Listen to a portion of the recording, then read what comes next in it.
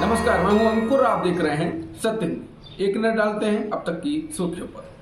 America के पूर्व राष्ट्रपति बराक ओबामा ने पीएम मोदी के अमेरिका के दौरान और भारत को लेकर सीएनएन से बात करते हुए गंभीर बातें कही हैं। उन्होंने कहा कि हिंदू बहुसंख्यक भारत में मुस्लिम अल्पसंख्यकों की सुरक्षा ध्यान देने योग्य है।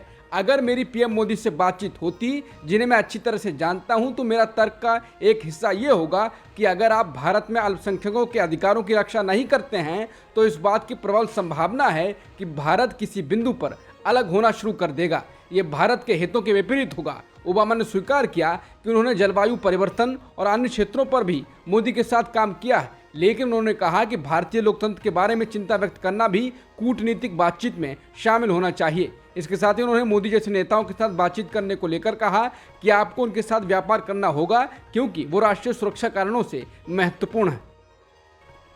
कांग्रेस नेता सुप्रिया श्रीनेत ने बराक ओबामा के इंटरव्यू के एक वीडियो को ट्वीट कर कहा कि 2 मिनट 36 सेकंड का ये वीडियो देखें। मोदी के मित्र बराक के पास उनके लिए एक संदेश है। इसके साथ उन्होंने कहा, क्या लगता है कि वो भी मोदी के खिलाफ एक अंतर्राष्ट्रीय साजिश का हिस्सा हैं? कम से कम भक्त तो यही आरोप लगाएंगे। प्रधानमंत्री नरेंद्र मोदी ने व्हाइट हाउस में किए गए सम्मान पर कहा कि आज व्हाइट हाउस में शानदार स्वागत सम्मान है। एक प्रकार से 140 करोड़ भारतीयों का सम्मान है। यह अमेरिका में रहने वाले करीब 40 लाख भारतीय मूल के लोगों का भी सम्मान है। इसके लिए मैं अमेरिकी राष्ट्रपति जो बाइडेन और प्रथम महिला जिल बाइडेन का आभार प्रकट करता हूं। इसके साथ ही अमेरिकी राष्ट्रपति जो बाइडेन के साथ द्विपक्षीय बैठक से पहले मोदी ने विश्वास व्यक्त किया कि उनकी चर्चा से भारत और अमेरिका के संबंधों को और मजबूती मिलेगी। पीएम मोदी ने कहा कि कोविड के बाद वर्ल्ड ऑर्डर का एक नया रूप ले रहा है। इस कालखंड में भारत और अमेरिका की मित्रता पूरे विश्व के सामर्थ्य को बढ़ाने में पूरक होगी। वैश्विक भलाई के लिए, वैश्विक शांति, स्थिरता और समृद्धि के लिए दोनों देश साथ मिलकर काम करने के लिए प्रतिबद्ध हैं। हमारी मजबूत स्ट्रेटेजिक पार्टनरशिप डेमोक्रेसी की ताकत का स्पष्ट प्रमाण है। अमेरिका में पीएम मोदी के खिलाफ प्रदर्शन हो रहे हैं। भले ही भारतीय मीडिया इसे रिपोर्ट नहीं कर रहा है, लेकिन रॉयटर्स जैसी न्यूज़ एजेंसी, अमेरिकी अखबार और सोशल मीडिया पर वहां के प्रदर्शन के फोटो छाए हुए हैं। ये बात सबसे महत्वपूर्ण है कि अमेरिका में रहने वाले मणिपुर अमेरिकी लोगों ने भी अलग से प्रदर्शन किया है। प्रदर्शनकारियों ने पीएम मोदी पर मणिपुर को आग में झोंकने का आरोप लगाया है। न्यूयॉर्क में पीएम मोदी को क्राइम मिनिस्टर ऑफ इंडिया लिखा फोटो दिखाया गया है। भारत के राजनीतिक बंदियों का मामला भी कई पोस्टर और बैनरों में उठाया गया है। इसमें छात्र नेता रहे उमर खालिद प्रमुख है। ऐसा ही एक पोस्टर और होर्डिंग में राष्ट्रपति जो बाइडेन से कहा गया है कि वो भारत के प्रधानमंत्री से क्यों नहीं पूछते हैं कि छात्र नेता और एक्टिविस्ट उमर खालिद पर बिना मुकदमा चलाए 1000 दिनों से भी ज्यादा क्यों जेल में रखा गया है। अमेरिका में रह रहे मणिपुर के लोगों ने अलग से प्रदर्शन किया है। इसमें मणिपुर पर पीएम मोदी की चुप्पी पर सवाल उठाया गया है। यह प्रदर्शन कुकी आदिवासी समुदाय के परिवारों का है, जिसमें वो मांग कर रहे हैं कि हमें भी मणिपुर में रहने का मौका दिया जाए। मणिपुर के कुकी लोगों का अमेरिका में प्रदर्शन बहुत मायने रखता है। पहली बार इस समुदाय ने इस तरह के प्रदर्शन में हिस्सा लिया है। अमेरिका के तमाम पत्रकार संगठनों और मानवाधिकार संस्थाओं ने भारत में प्रेस की आज़ादी खतरे में पड़ने का मुद्दा उठाया। प्रमुख अमेरिकी अखबार वॉशिंगटन पोस्ट ने वहां की 8 मीडिया संस्थाओं की अपील प्रकाशित की है। इस संबंध में जारी एक पोस्टर में उन पत्रकारों को दिखाया गया है जो भारत की विभिन्न जेलों में कैद हैं या नजरबंद हैं। इंटरनेशनल प्रेस इंस्टीट्यूट यानी IPI ने अमेरिकी राष्ट्रपति जो बाइडेन से भारत में प्रेस की स्वतंत्रता के मुद्दों को प्रधानमंत्री मोदी के सामने उठाने का आह्वान किया है। मीडिया संघ ने भारत में प्रेस की स्वतंत्रता की स्थिति पर चिंता जताई है और कहा है कि प्रधानमंत्री मोदी के शासन में महत्वपूर्ण पत्रकारों के खिलाफ कानून का हथियार की तरह इस्तेमाल आम हो गया है। बता दें, प्रधानमंत्री मोदी 3 दिवसीय आधिकारिक राज्य की यात्रा पर अमेरिका में है। मीडिया संघ ने कहा है कि बाइडेन को इस अवसर का उपयोग भारत में प्रेस की आज़ादी से संबंधित महत्वपूर्ण मुद्दों को उठाने के लिए करना चाहिए, जिसमें कश्मीरी पत्रकारों की दुर्दशा और आलोचना करने वाले पत्रकारों को चुप कराने के लिए कानून का दुरुपयोग शामिल है। इसने कहा है कि मोदी को देश में प्रेस की आज़ादी के लिए माहौल में सुधार के लिए ठोस कदम उठाने के लिए मजबूर करना चाहिए। बता दें, IPI ने कहा है कि पीएम मोदी के सत्ता में आने के बाद से 1 दशक में मीडिया पर कार्रवाई आम हो गई है। IPI ने पिछले महीने मोदी को एक खुला पत्र प्रकाशित किया था, जिसमें उनसे अभिव्यक्ति की स्वतंत्रता और मीडिया की स्वतंत्रता की रक्षा के लिए तत्काल और ठोस कार्रवाई करने का आग्रह किया था। यह सुनिश्चित करने का भी आग्रह किया था कि भारतीय जनता विविध, स्वतंत्र समाचार और जानकारी प्राप्त करने के अपने मौलिक अधिकार का प्रयोग कर सके। जनरल इलेक्ट्रिक यानी GE की एरोस्पेस यूनिट ने ऐलान किया है कि उसने भारतीय वायुसेना के लिए लड़ाकू विमानों के इंजन बनाने के लिए हिंदुस्तान एरोनॉटिक्स लिमिटेड के साथ एक समझौते पर हस्ताक्षर किए हैं। इस डील के तहत जीई एरोस्पेस और हिंदुस्तान एरोनॉटिक्स लिमिटेड लड़ाकू जेट इंजन तैयार करेंगे। समझौते के अनुसार जीई एरोस्पेस के F414 इंजन का उत्पादन भी दोनों समूह मिलकर भारत में करेंगे।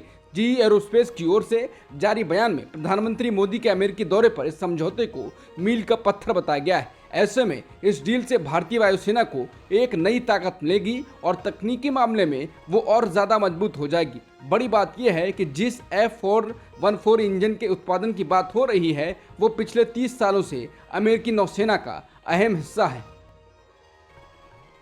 केंद्रीय गृह मंत्री अमित शाह द्वारा मणिपुर की स्थिति पर चर्चा के लिए शनिवार को सर्वदलीय बैठक बुलाने की घोषणा के बाद कांग्रेस ने गुरुवार को कहा कि पक्षपातपूर्ण एन बीरेन सिंह सरकार का जारी रहना और हिंसा में राष्ट्रपति शासन लागू न करना हिंसा वाले राज्य का एक उपहास है। कांग्रेस ने कहा कि सर्वदलीय बैठक बुलाने का निर्णय बहुत छोटा और बहुत देर से लिया गया है और तर्क दिया कि अमेरिका में मौजूद प्रधानमंत्री की अनुपस्थिति में बैठक आयोजित करने का कदम दिखाता है कि विचार विमर्श उनके लिए महत्वपूर्ण नहीं है। मुख्य विपक्षी दल ने यह भी आरोप लगाया कि इतनी गंभीर बैठक से प्रधानमंत्री की अनुपस्थिति उनकी कायरता और अपनी विफलताओं का सामना करने की अनिच्छा को दर्शाती है। वहीं सीपीएम ने भी कहा कि मणिपुर के मुख्यमंत्री बीरेन सिंह को हटाना पहला राजनीतिक कदम होना चाहिए। कांग्रेस नेता और पूर्व सांसद राहुल गांधी ने मणिपुर हिंसा के मामले में प्रधानमंत्री नरेंद्र मोदी को निशाने पर लिया है। राहुल गांधी ने ट्वीट कर कहा है कि मणिपुर 50 दिनों से जल रहा है लेकिन प्रधानमंत्री मौन रहे हैं। उन्होंने ये भी कहा कि मणिपुर पर केंद्र सरकार ने सर्वदलीय बैठक भी ऐसे समय बुलाई है जब पीएम देश में नहीं है। इससे यह साफ है कि पीएम के लिए ये बैठक महत्वपूर्ण नहीं है। बता दें पीएम मोदी मणिपुर हिंसा पर बिल्कुल चुप रहे हैं और नेताओं से मुलाकात और जनता से शांति की अपील भी नहीं की है। बीजेपी के वरिष्ठ नेता अमित शाह ने राहुल गांधी को 2024 के लिए पीएम का उम्मीदवार बता दिया है। उन्होंने कहा कि कांग्रेस राहुल गांधी को प्रधानमंत्री बनाने की कोशिश कर रही है और लोगों को प्रधानमंत्री मोदी और राहुल के बीच चुनाव करना है। शाह ने मोदी सरकार के 9 साल पूरे होने पर आयोजित सभा को संबोधित करते हुए पूछा कि 2024 में कौन प्रधानमंत्री होगा, राहुल बाबा या नरेंद्र मोदी। इस पर बीजेपी की रैली में आई भीड़ नरेंद्र मोदी के नारे लगाने लगी। बता दें विपक्ष की पटना में हो रही बैठक से पहले अमित शाह ने राहुल गांधी को पीएम का उम्मीदवार बनाकर मोदी से मुकाबला करने की कोशिश की है। बता दें विपक्ष में कई नेता पीएम पद का खुद को उम्मीदवार मानते हैं और अमित शाह का यह बयान विपक्ष के बीच फूट पड़वाने की कोशिश माना जा सकता है। हरियाणा में भाजपा और उसके गठबंधन के सदस्य जननायक जनता पार्टी यानी जेजेपी के बीच दरार पैदा हो गई है।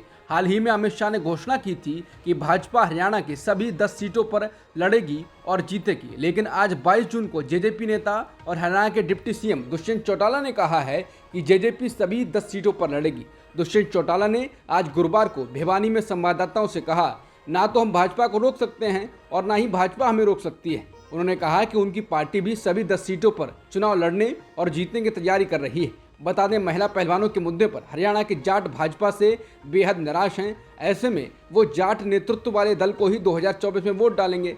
हरियाणा में विधानसभा चुनाव लोकसभा के साथ ही या आसपास हो सकते हैं। दुष्यंत चौटाला के फैसले से ये होगा कि जाट मतदाताओं के पास भूपेंद्र सिंह हुड्डा के नेतृत्व वाली कांग्रेस और अजय चौटाला दुष्यंत चौटाला के नेतृत्व वाली जेजेपी होगी, यानी जाट वोट बन सकते हैं। इससे बीजेपी को सीधे फायदा होगा, मतलब ये बीजेपी की रणनीति भी हो सकती है। ऑल्ट न्यूज, बूम लाइव जैसी फैक्ट चेक करने वाली वेबसाइटों के लिए अब रजिस्ट्रेशन जरूरी हो सकता है।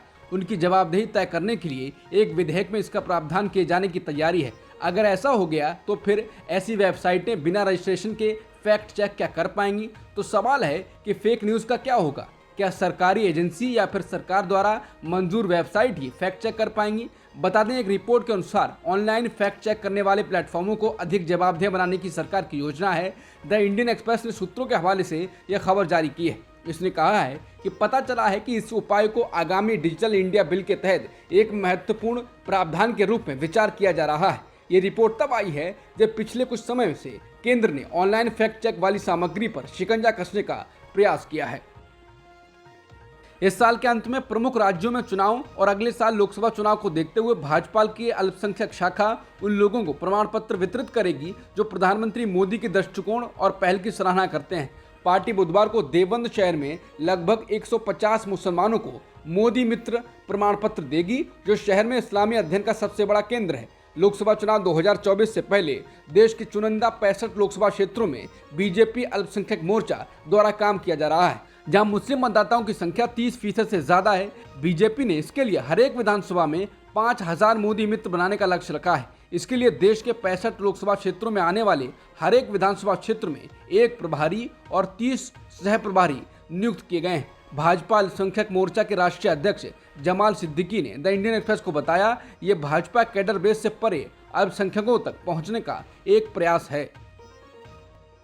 बिहार की राजधानी पटना में शुक्रवार को होने वाली विपक्षी दलों की बैठक पर बहुजन समाज पार्टी की नेता मायावती ने ट्वीट कर कहा है कि महंगाई, गरीबी, बेरोजगारी, पिछड़ापन, अशिक्षा, जातीय द्वेष, धार्मिक उन्माद, हिंसा आदि से ग्रस्त देश में बहुजन के त्रस्त हालात से स्पष्ट है कि परम पूज्य बाबा साहेब अम्बेडकर के मानवाधिकारी समता मूलक संविधान को सही से लागू करने की क्षमता कांग्रेस, बीजेपी जैसी पार्टियों के पास नहीं है, बल्कि अब लोकसभा आम चुनाव के पूर्व विपक्षी पार्टियां जिन मुद्दों को मिलकर उठा रही हैं, और ऐसे में नीतीश कुमार द्वारा कल 23 जून की विपक्षी नेताओं की पटना बैठक दिल मिले ना मिले हाथ मिलाते रहिए की कहावत को ज्यादा चरितार्थ करता है। उन्होंने कहा कि वैसे अगले लोकसभा चुनाव की तैयारी को ध्यान में रखकर इस प्रकार के प्रयास से पहले अगर ये पार्टियां जनता में उनके प्रति आम विश्वास जगाने की गजर से अपने गिरेबान में झांककर अपनी नीयत को थोड़ा पाक साफ कर लेती तो बेहतर होता।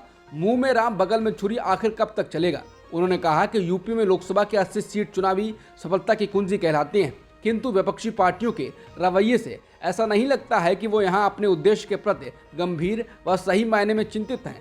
बिना सही प्राथमिकताओं के साथ यहाँ लोकसभा चुनाव की तैयारी क्या वाकई जरूरी बदलाव ला पाएगी।